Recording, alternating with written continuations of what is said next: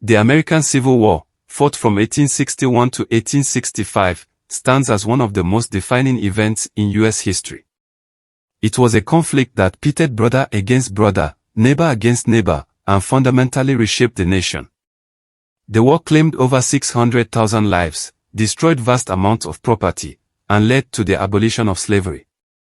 But what caused this devastating war?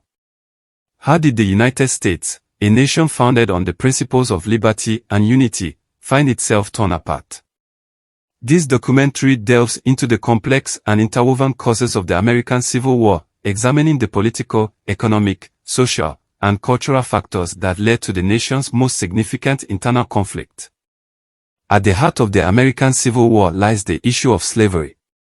The institution of slavery, which had existed in the United States since its colonial days, was the most significant and contentious issue dividing the North and the South. By the mid-19th century, slavery had become deeply entrenched in Southern society and was seen as essential to its economy and way of life. In contrast, the North was becoming increasingly industrialized and had largely moved away from slavery, with many Northerners viewing the institution as morally wrong and economically backward.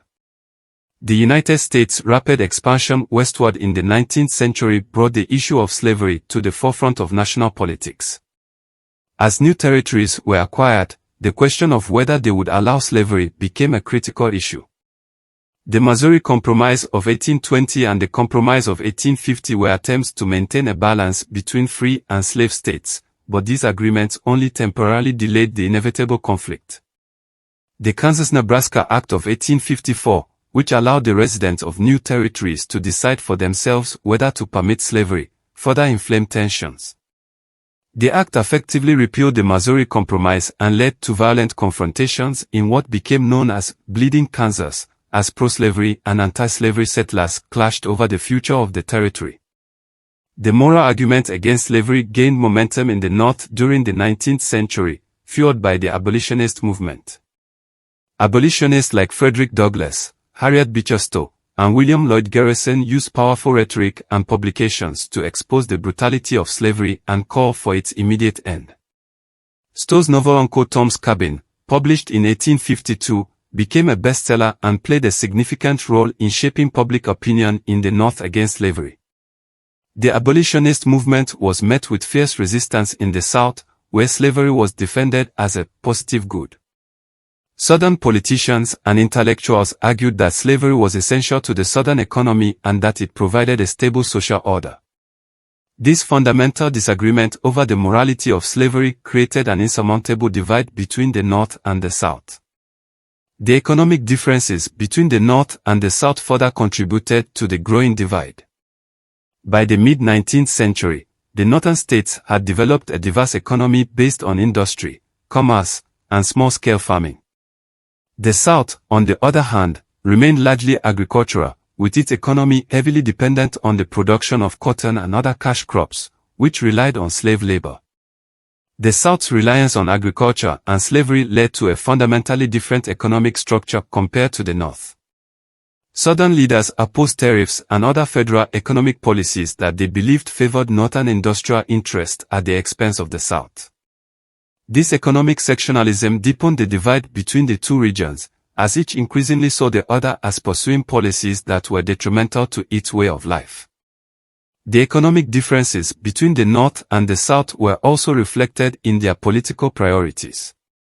Southern politicians were primarily concerned with protecting and expanding slavery, while Northern politicians increasingly aligned with the interests of industry and commerce. The Democratic Party, which dominated Southern politics, became the party of slavery and states' rights, while the newly formed Republican Party, with its base in the North, opposed the expansion of slavery into new territories. Religion also played a significant role in shaping the ideologies of the North and the South. In the North, many abolitionists were motivated by deeply held religious convictions. They believed that slavery was a sin and that it was their moral duty to fight for its abolition. The Second Great Awakening, a religious revival movement in the early 19th century, had a profound impact on Northern society, leading to the rise of social reform movements, including abolitionism. In the South, religion was used to justify the institution of slavery. Many Southern preachers and theologians argued that slavery was sanctioned by the Bible and that it was part of God's plan for humanity. This belief was reinforced by a literal interpretation of the Bible and the idea that slavery was a positive good for both the enslaved and the enslavers. The contrasting religious and moral views on slavery further deepened the divide between the North and the South, making compromise increasingly difficult. Also, the concept of states' rights played a crucial role in the lead-up to the Civil War. Southern states, fearing federal interference with slavery, championed the idea that states had the right to govern themselves and make their own decisions, particularly regarding the institution of slavery. This belief was rooted in the long-standing debate over the balance of power between the federal government and the states. The debate over states' rights dates back to the founding of the United States. The Constitution was a compromise between those who wanted a strong central government and those who favored more power for the states. The 10th Amendment, which reserves powers not delegated to the federal government to the states, became a cornerstone of the states' rights argument. The issue of states' rights became even more contentious with the passage of the Fugitive Slave Act of 1850, which required that escaped slaves be returned to their owners, even if they had fled to free states. This federal law was deeply unpopular in the North, where many states passed personal liberty laws to counteract it, effectively nullifying the Fugitive Slave Act within their borders. Southern states viewed Northern resistance to the Fugitive Slave Act as a direct attack on their rights and way of life. They argued that the federal government was failing to uphold the Constitution and protect their property, i.e., slaves. This clash over states' rights and federal authority contributed to the growing alienation and hostility between the North and the South. By the late 1850s, many Southern leaders had come to believe that secession was the only way to protect their rights and preserve the institution of slavery.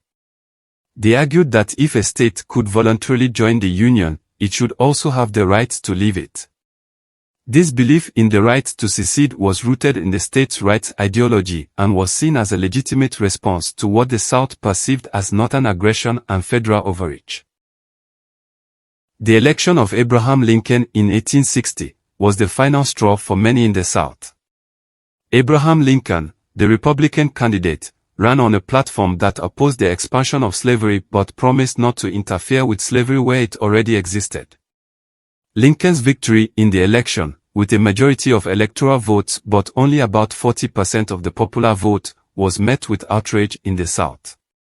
Believing that their rights were under threat and that the federal government could no longer be trusted to protect their interests, Southern states began to secede from the Union, starting with South Carolina in December 1860.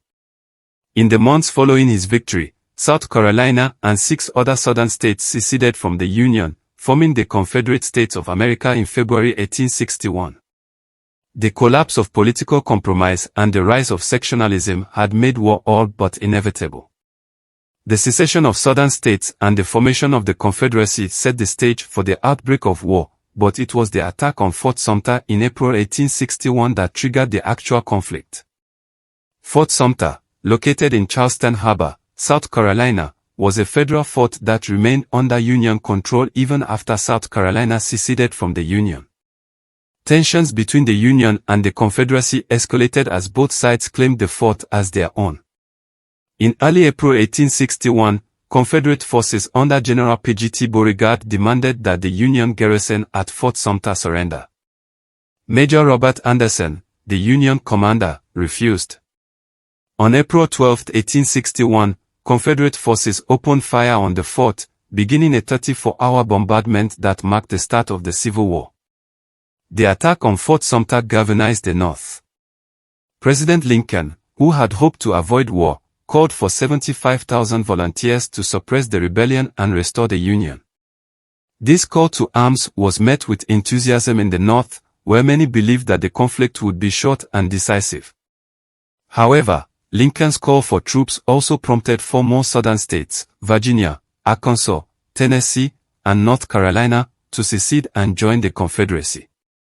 The stage was now set for a full-scale war between the Union and the Confederacy. Could the war be avoided? Some historians argue that the Civil War could have been avoided if political leaders had been more willing to compromise. The inability of politicians in Washington to address the underlying issues dividing the nation, slavery, states' rights, and economic differences, ultimately led to the collapse of compromise and the outbreak of war. However, other historians contend that the Civil War was inevitable, given the fundamental differences between the North and the South. The issue of slavery was so deeply ingrained in Southern society and so morally repugnant to many in the North that no amount of compromise could have reconciled the two sides. In the end, the Civil War was the result of a complex interplay of political, economic, social, and cultural factors. It was the culmination of decades of conflict and compromise, and it reflected the deep divisions that had developed within the United States. The war, which seemed to come from a single spark, the attack on Fort Sumter, was actually the result of a long accumulation of tensions and disagreements. The American Civil War ended with the surrender of the Confederate Army in April 1865 and the formal conclusion of hostilities. However, its aftermath left an indelible mark on the nation. The legacy of the war, with its profound implications for American society, politics, and culture, continues to influence the United States to this day. The period following the Civil War, known as Reconstruction, was an attempt to rebuild the South and integrate formerly enslaved African Americans into American society. The Reconstruction era saw significant changes, including the passage of the 13th, 14th, and 15th Amendments, which abolished slavery, granted citizenship, and protected voting rights for African Americans. However, Reconstruction faced numerous challenges.